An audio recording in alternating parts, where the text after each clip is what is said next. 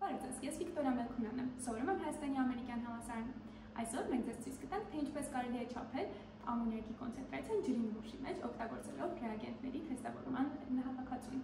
Այս տեսանյութի համար մենք կօգտագործենք API-ի քաղցրահամ հիմնական թեստավորման հավաքածուն։ Ձեր օգտագործած հավաքածուն կարող է այլ լինել, այդ իսկ պատճառով այժմ հետևել հենց ձեր հավաքածուին նշված քայլերին։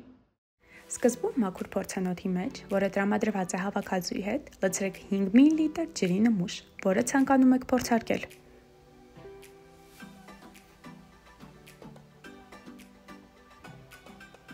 Հանեք ամոնիակի թեստավորման լուծույթ 1-ի ռեագենտի շշի անվտանգության կափարիչը, սեղմելով ներքև և պտտելով։ Շիշը պահեք գլխի վայր և ամբողջությամբ ուղղահայաց ջրի նմուշի նկատմամբ։ Ավելացրեք ուղիղ 8 կաթիլ։ Շատ կարևոր է, որ շիշը պահվի ուղղահայաց, ապահովելու համար, որ բոլոր կաթիլները լինեն միատեսակ։ Երբ 8 միատեսակ կաթիլներ ավելացվեն, փակեք ռեագենտի շիշը։ Բացեք ամոնիակի թեստավորման երկրորդ լուծույթը և նույն կերպ ավելացրեք 8 կաթիլ ջրի նմուշի մեջ։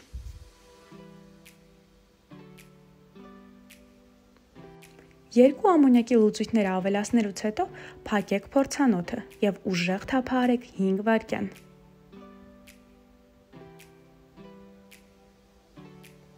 Թափահարելուց հետո սպասեք 5 րոպե, որպեսզի գույնը ի հայտ գա։